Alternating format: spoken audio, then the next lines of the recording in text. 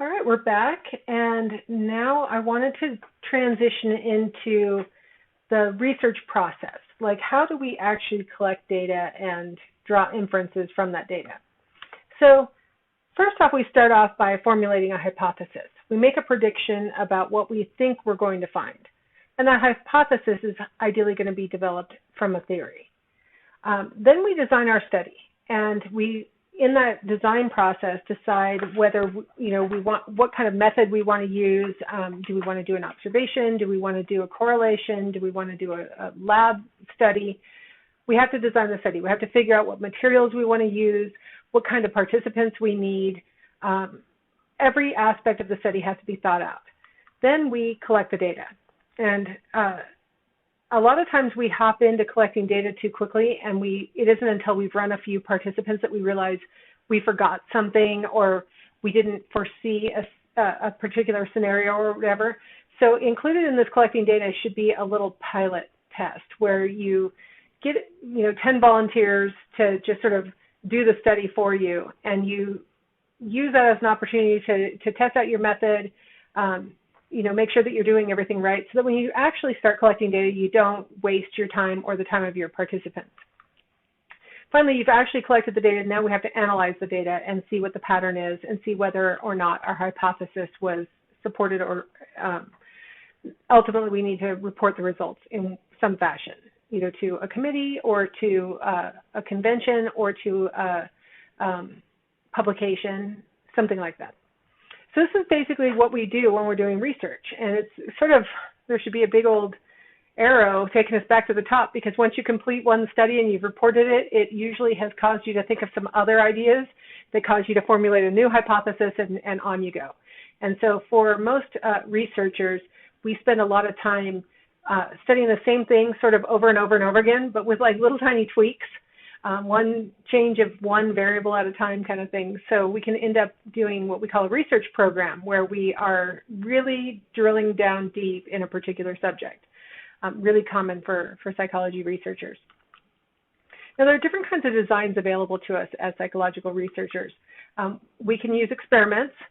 The thing that makes an experiment is, first off, you have got to be able to randomly assign your participants to conditions.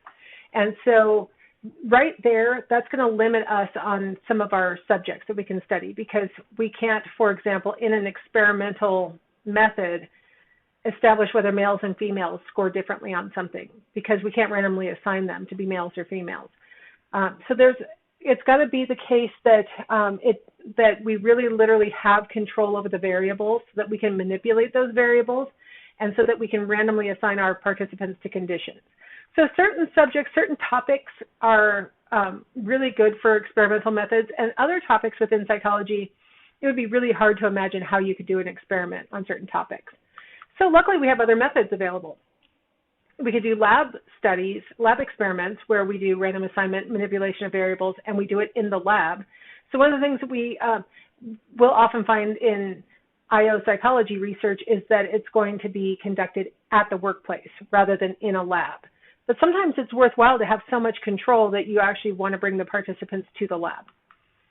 Other methods, go out to the field where they are and do field experiments, where now we're not trying to control the setting. We're doing it in the natural setting. So we're going to try and still do random assignment and manipulation of variables, but we are not going to be able to control if somebody walks into the room. We're not going to be able to control if the lights go out. Those kinds of natural setting situations are going to happen in the field experiment. Quasi-experiments are the alternative when you want to use variables that you can't randomly assign people to. So we use their existing group membership. So we might say males and females would fall. If we're interested in differences in male and female behavior, we would use a quasi-experiment. If we're interested in young people versus older people, we would use a quasi-experiment. Anything that you can't randomly assign people to, but you're still interested in using those as independent variables, would be quasi-experiments. We're still going to manipulate the other variables. So you might have, for example, a quasi-experiment where you're interested in whether males and females score differently, and then you also have an independent variable that you're manipulating. So you might want to know whether males and females respond differently, and whether a synchronous training course or a video training course is superior for teaching the concepts in the training that you're doing for the employees. So we have a manipulation of the one variable, synchronous versus video, and a quasi non-random assignment for the other one, males versus females. Generally in quasi experiments, you try and control everything else besides the one thing that you've assigned. So you try and do it in a controlled setting, either in the lab or in a part of the workplace where you have got control. And then finally, there are observational methods, and the big differences here are that you don't have any random assignment. You're going to use just whoever happens to be in the observation. And you don't try and manipulate variables. You're going to instead do description, basically, in an observational method. You can do an observation in a controlled setting. There's a whole field of psychology where they bring participants into a lab and then observe them engaging in different kinds of behaviors, naturally, presumably. You might have been familiar with, for example, the strange situation with babies where they bring the mom and the toddler into the lab. It's a strange situation for them. And then they're expected to behave sort of naturally. There are toys there for the baby to play with. There are magazines there for the mom to read. And they're supposed, we want to see how the baby responds to being in this novel situation with mom, right? That's a controlled setting, observational method. You might do it in the natural setting, though. You might go out to the workplace or something and actually do your observation in the place where it happened. So these are your basic research designs. Let's talk about ways that we can collect data. First off, in a naturalistic observation, we would observe. I was trying to think of a word that wasn't observe because it's not good to define things with the same word. We are going to look at, we're going to record behavior. In a naturalistic observation, we're going to observe that behavior out in the natural world. So the studying of humans in their natural environment is the definition of naturalistic observation. Now, there are a couple of ways that you can do it. The participant observation technique is where the researcher actually becomes a member of the group that they are observing. There was a classic study where a woman actually got trained, went through the police academy and everything back in the 70s and became a police officer so that then she could be a participant in the actual group and then from the inside observe any differences in how males and females are treated within the police department. So she became a participant so that she could, from the inside, observe. It's a tricky technique and really labor-intensive. Can you imagine you went through the entire police academy so that you could do this study? There's some ethical issues with observations in general, but in particular the participant observation, because the people who are part of the group don't know that you're doing research, and they may, had they known you were a researcher, they might behave differently. And so there's sort of a little bit of an ethical question with that. It's really important to be unobtrusive in a naturalistic observation. Of either sort, where you're just doing pure naturalistic observation where you're sort of set aside and you're just watching, or if you're a participant who's involved, you want to try and be as unobtrusive as an observer as you can be. So you don't want to affect the behaviors of the observed because you're there. So for example, the police officer, she needed to make sure that she wasn't behaving in ways that would help to ensure evidence of sexism, right?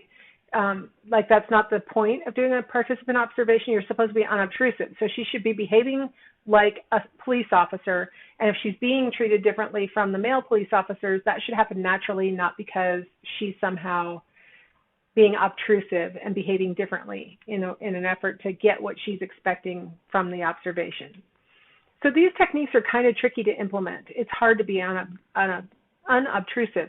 It's really common for the observed to realize that they're being watched and change their behavior. And so then we have no idea what really would have happened had the observer not been there. So it's kind of a tricky technique. A lot of times people think it's a simple technique. I'll just go out and I'll watch. But it's difficult to not be observed by the people that you're watching. It's hard to do really good, accurate recording right? While you're trying to be unobtrusive, you probably shouldn't be holding a video camera at the person. You probably shouldn't be copiously taking notes, really, feverishly looking up, looking down, looking up, looking down, right? It's a really tricky technique to implement and not be noticed. So it's not as simple as it might sound. Case studies are used primarily when you have a small number of people with a characteristic or a single individual who you really want to just get as much detail as you can because you know that you're not going to meet many more cases like this.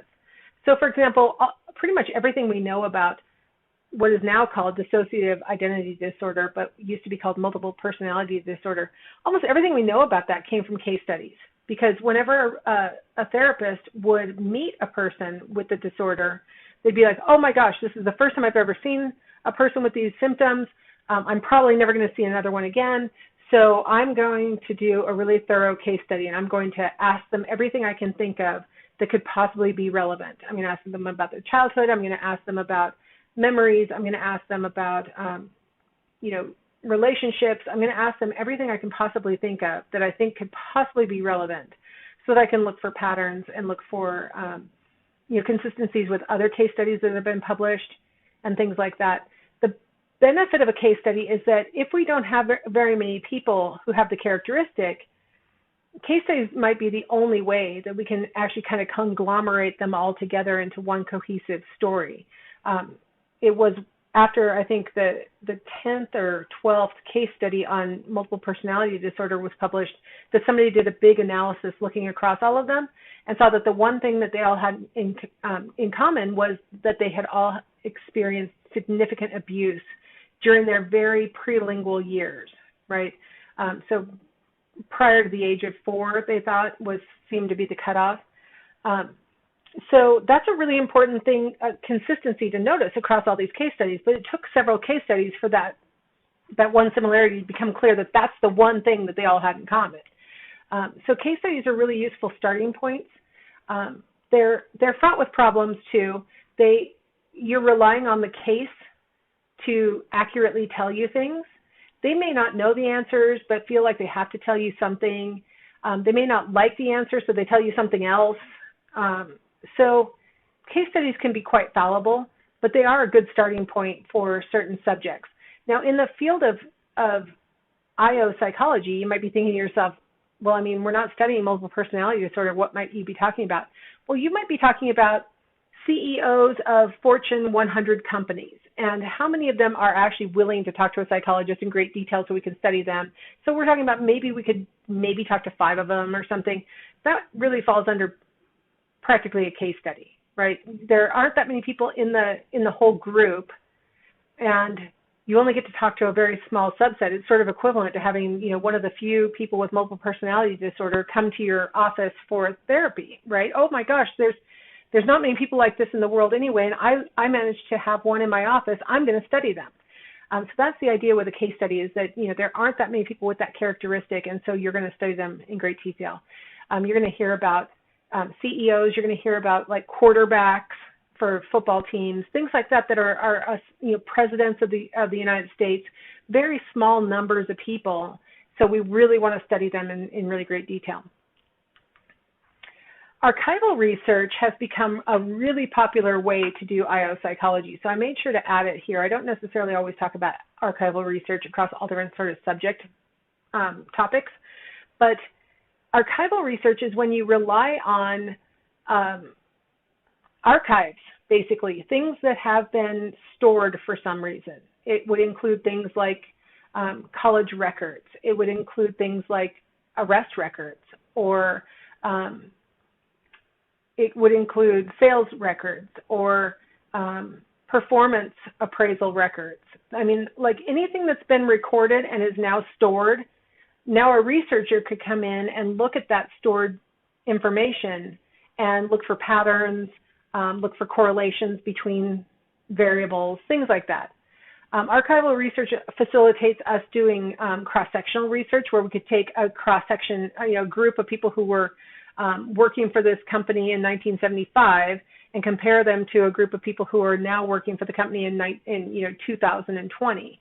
And we can make comparisons demographically or other kinds of things that are stored in the archive, and look to see how this organization has changed over time. We could also do longitudinal research similarly, where we look at an individual and we look at their performance records, for example, across the past 5 years, and look to see whether they've been growing and developing or something like that. That's called longitudinal archival research. You don't even have to talk to the employee. You just look at the archives and draw your own conclusions.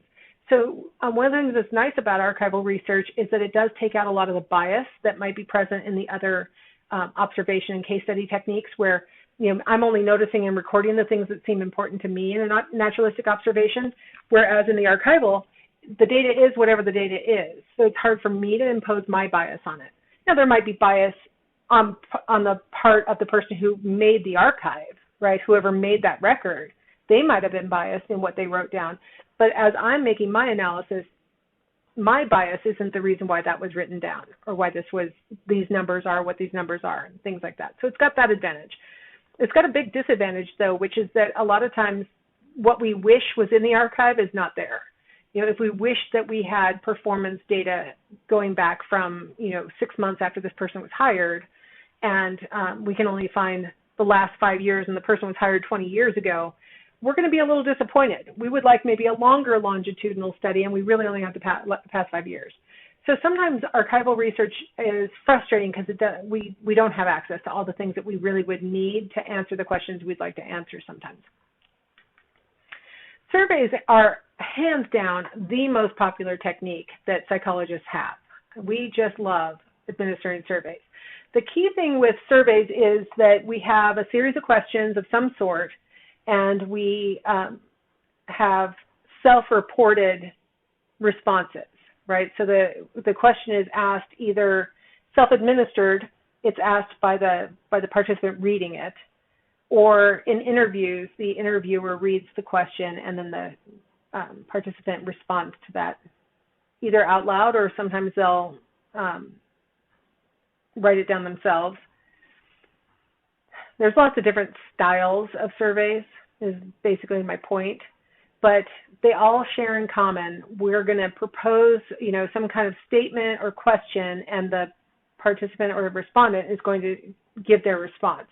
And then we're going to look for patterns. We're going to look for scores. Like if this is a personality scale, we might want to, figure out who is more outgoing and who's more introverted, or we might be looking for conscientiousness or something like that.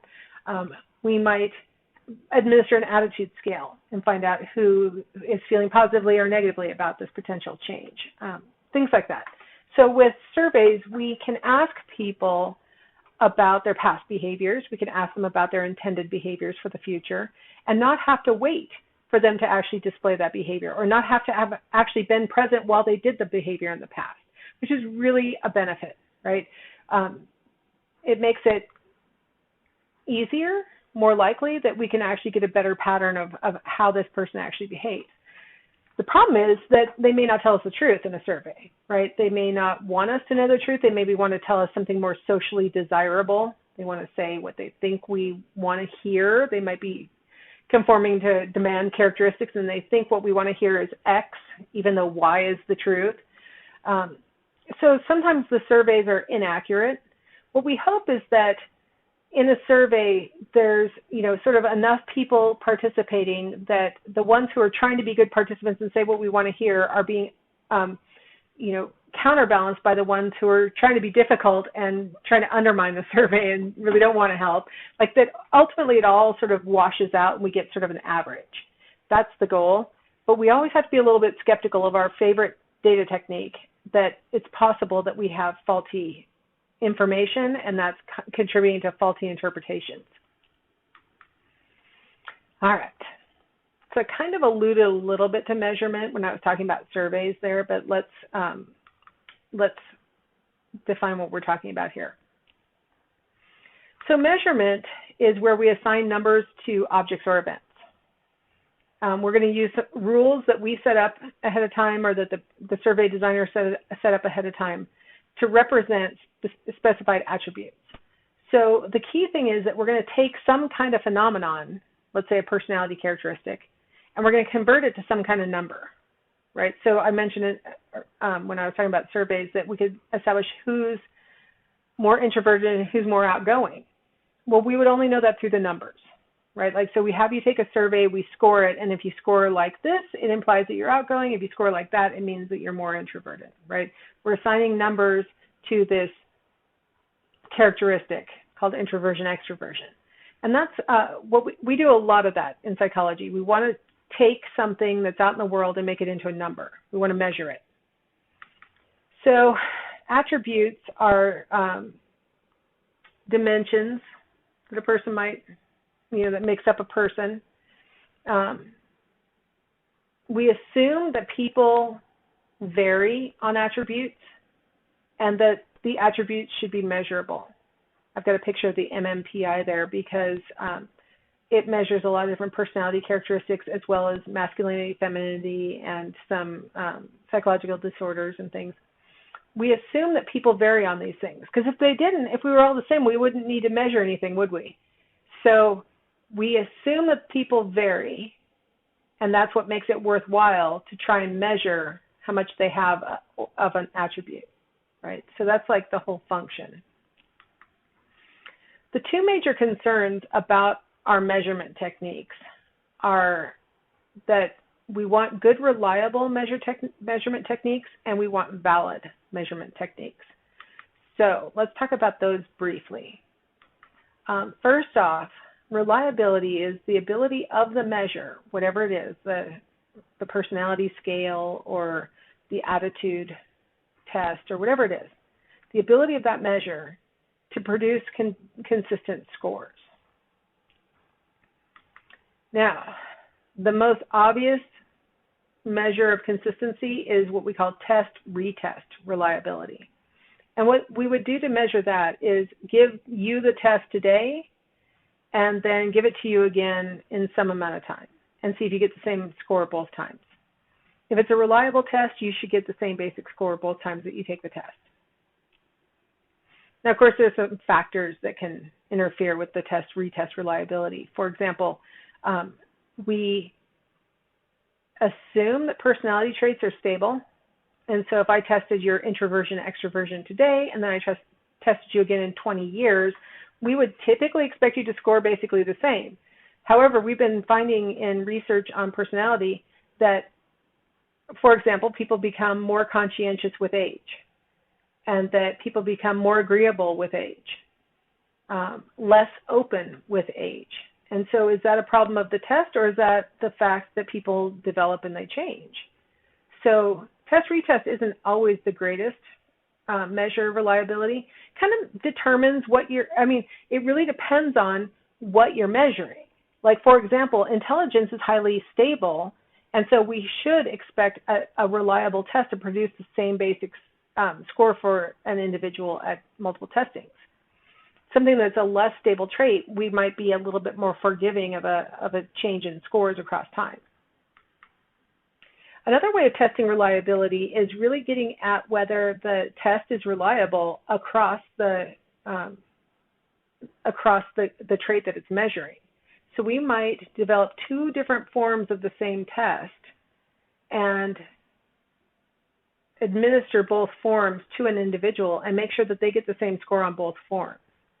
This is how the SAT is designed. There are multiple versions of the SAT, because otherwise test questions would start to get out and they'd have a problem with that, right?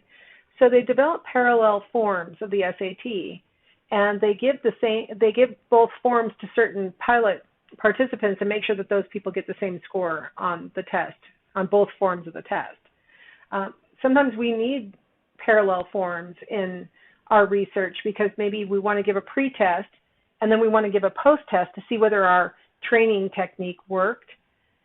But if I give you a pre-test and I give you the exact same test after your training, you might just be remembering what you said on the first test and give me the exact same answers, and it implies that my training didn't do anything When in fact, if I had given you another form of the same questions, but they're phrased differently, it might reveal that you actually did learn something during the training, right? That you actually have changed as a function of the training.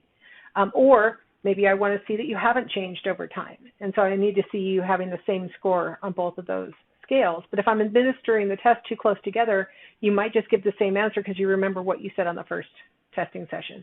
So parallel forms can kind of get us out of some sticky problems. And so it's really important that those parallel forms are really, truly parallel, that they really are equivalent. They're both equally reliable. Inter-rater reliability is when we have people observing behaviors and rating the behaviors for whether, let's say, they were an example of aggression, or that behavior was an example of, helpfulness, or something like that.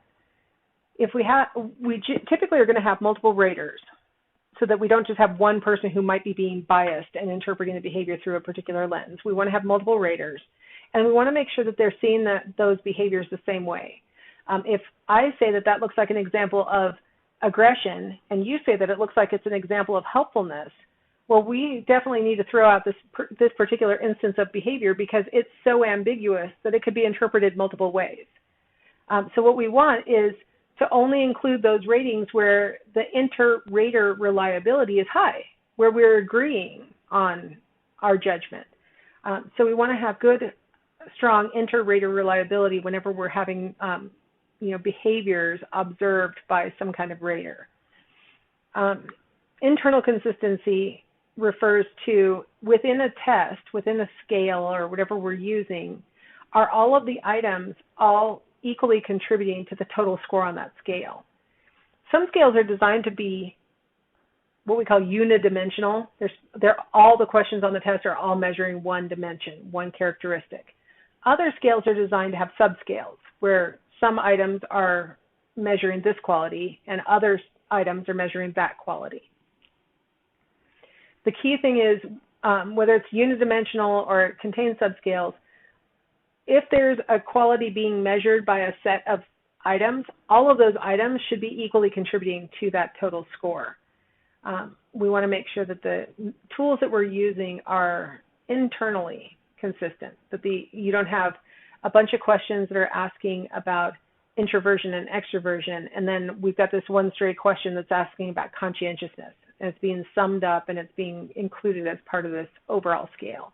Like, we don't want that. So there are statistical tests that we can do to make sure that all the items are all equally contributing to the total score and that they're all measuring the same thing. All right, so reliability. Then we have construct validity. So we talked about constructs before, and constructs are, sort of the thing that theories are attempting to explain, right? So construct validity is the ability of whatever measure it is that you're using to assess what it claims to assess. So construct validity is really probably our biggest challenge in psychology, to make sure that we're actually testing what we're claiming to test. Content validity would be an assessment of whether the items on the scale or the measure actually test issues that are representative of this construct or this domain that we're claiming to measure. So I mentioned earlier in my previous lecture that we may not all agree on what constitutes intelligence, but we can use an intelligence test as a stand-in. One of the arguments that people make is a content validity argument, that there aren't items that measure, for example, street smarts or common sense, right? That the test questions tend to tilt too much in favor of language and mathematical ability, and not enough of the other things that are evidence that a person is intelligent. What they're making an argument about is that the items on the test are not representative of the full domain of intelligence. So when we talk about scales, we want to have a scale that actually is measuring the things that should be being measured, that will cover all the main issues in that area, in that construct. There's also criterion-related construct validity, and this gets a little bit complex, so bear with me on this. If you've never heard it before, it can be a little bit confusing. So sorry, I'm going to take that away for a second, and let's just focus on the word criterion. So a criterion is like a benchmark, right? Or like a goal that needs to be met. So if we talk about predictive validity, we're talking about being able to use scores on this test, this measure, to predict some future criterion, some future benchmark. So I'm going to give you an example that's super concrete and you guys will relate to, and that is using SAT scores to predict GPA in college. When the SAT was originally designed, the intention was that we could have, future students take the SAT, and that would help us to know whether these students are going to be able to master the material that they're going to experience in their freshman year in college. We were trying to use SAT scores to predict GPA in the freshman year of college. So in this case, the SAT is the test score, and the future criterion is freshman year GPA. Now, we can all argue about whether SAT does that or not, and we may actually talk about that later in class, but I think you guys can understand what we're talking about with predictive validity if you think about it like that we are using SAT to predict how a student should do in their freshman year in college. Now, there's two ways to kind of assess whether the predictive validity is there or not. One is discriminant predictive validity, which is where we can use a current test score to predict a future criterion. And SAT should, I'm just going to discuss discriminant and convergent together because it's the only way to do it. SAT scores should converge with first year GPA, right? So SAT would be a convergent predictive test. We would expect high SAT scores to be associated with high first year GPA. We're expecting those two things to converge with each other, and that's what we mean by predictive. Sometimes we want to give a test right now that should show us that if you're low on this test, you'll be high on some other thing in the future. Or if you're high on this test, you will be low on some future thing. That's called discriminant predictive validity. So doing well on this thing means that you probably won't do well on this other thing in the future. That's what we mean by discriminant. I'm trying really hard to think of a good, easy example that's not coming to my mind really easily to have you latch on that idea that if I do poorly now, it predicts I actually will do better in the future. If I do well now, it predicts I actually will do more poorly on the criterion in the future. Concurrent validity is where we're actually going to give you a test right now, probably two tests right now. But it could be a test and a performance of some sort right now at the same time. So maybe I'm in a work-related setting going to give you a test that assesses your actual, trying to think of some way that we could give like a multiple choice test that would assess your typing ability, and then give you an actual typing test and see whether that multiple choice test of typing ability converges with your typing test that you took at the same sitting.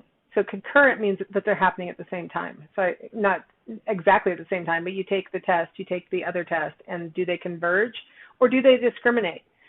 Do they diverge from each other? So there are a couple of different ways that we can administer criterion-related measures. We can give you a test now and use it to predict your future behavior.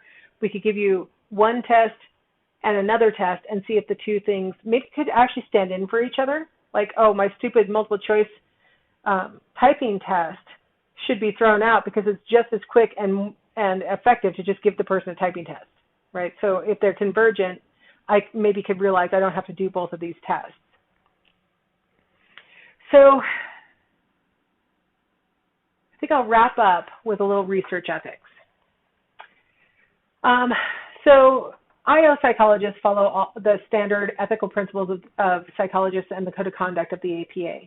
One of the things that's a little bit tricky is that once you've gotten out of school, if you go into a workplace setting, there's not necessarily an IRB at that workplace where you would find out from an objective observer whether what you're planning to do is ethical or not.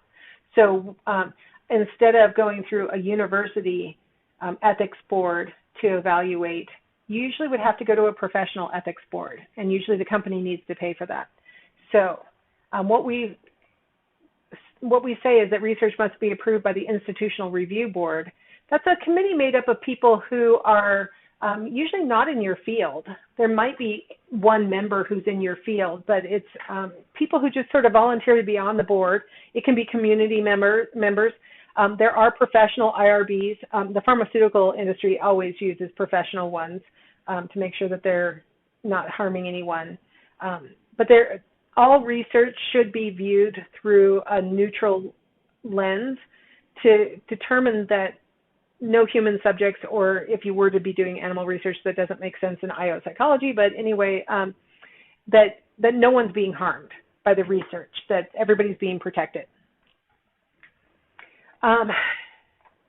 Workers are a special case, by the way, because if the employer wants a study to be done, workers are supposed to be allowed to provide their informed consent. That is, the researcher provides information about the study, and it's supposed to be enough information that the participant can really know basically what should be happening to them. You don't have to say so much that you ruin your hypothesis and give everything away, but you have to give enough information that the participant can make an informed decision about whether they want to be included in the research. They need to be told that they have the right to decline, and this is where it gets a little sticky with workers, because sometimes they feel like if they decline that it might be held against them by their employer. So it needs to be, when research is being done in the workplace, it needs to be made really clear that there is anonymity on behalf of the employee as far as the employer is concerned. Like, they will never see the names of any participant who said anything or did anything or anything like that. And it's really, really super important for researchers in workplaces to be aware that there could be coercion felt by employees, and they might feel like they have to do it and they don't want to. There's also sometimes undue influence in the form of, if they think they're going to get out of having to work for a little while, they might agree to participate in a study because they just don't want to be at work right now. And so that some people look at that as a little bit coercive also. So they have to be it has to be really clear that they can decline. They need to be warned about any risks that might be associated with participating. They need to be told about any possible benefits, like if they're going to get any kind of like cash payment or anything like that. And then any questions that they might have need to be addressed before they begin the study. We have to maintain confidentiality of participant data. Sometimes it's easy because we actually have them participate in anonymous online surveys, so we literally don't know who said what. Other times it's confidentiality because we do know who said what or who did what, but it's our job as researchers to make sure that nobody else knows which participant said or did what. So we have to have like a coding system so that there are just random IDs assigned to people or other things, so that if the materials were to fall into somebody else's hands, there's no way that that other person could figure out which participant said or did what. We don't want to use deception if we can avoid it. It seems like kind of one of the fun things about psychology is that we tell you we're doing one thing and it's really something else, but we don't do it gratuitously. I mean, deception has its place in research. Sometimes we will ruin our hypotheses, like the participants will change their behavior if they know what we're really studying. So, sometimes we have to deceive them about our purposes. But as much as we can, we don't want to deceive them. It's bad enough that they kind of assume we're going to, because psychologists always lie kind of thing. A lot of participants think that we're always going to deceive. So it's really kind of more important that we deceive as little as we can so that they can actually trust us. And then finally, like I said, if you have got, I can't imagine in IO psychology the circumstances, but I guess it's possible that you might be studying animals, and there are special requirements for how we care and study animals so that their best interests are taken into consideration also. And there's a separate IRB committee that handles any kind of research that includes animals, and that committee has to have at least one veterinarian on it. So we take research on animals very seriously in psychology, and we don't do it gratuitously. We would only do research on animals if it was the only way to get the answers to our questions. All right, so these are the principles of APA, IRB ethics, right? Now, I've often had students asking, well, what if a researcher violates one of these rules? Like, what happens to them? And these aren't laws. These aren't things that you could get, legally punished for, but you could be definitely shunned by the community. It's kind of funny. Back in the 60s, Milgram did his obedience study, and everybody kind of shunned him when they found out that he made people believe that they had shocked someone else to death. Everybody's like, oh, that was not the brightest idea you ever had. By 1972, when Phil Zimbardo did his Stanford prison experiment, where college students were randomly assigned to be prisoners or guards, and it was quite a controversial study. And Phil Zimbardo says that Stanley Milgram embraced him at a convention and said, "Oh, thank goodness, you're taking some of the heat off of me for having been so unethical in my research." Just FYI, for one thing, the APA adjusted its research guidelines after the Stanford prison experiment. So some of the things that you see in those studies were technically okay at the time. But they did not get cast out as a function of their unethical research. They actually got, sort of higher status for the things that they did. So it's not always the case that you'll be shunned. It's not always the case that you would be sanctioned. These are guidelines, and most of us take them very seriously. And that's the important thing, is that everybody should be trained from the get-go that these are very important concepts. And imagine yourself being the participant, and it usually makes you more willing to follow these ethical guidelines. That's basically what I believe. So those are the ethical principles. Let's go ahead and stop here, and we'll come back and enjoy a little bit of a taste of statistics in our next lecture.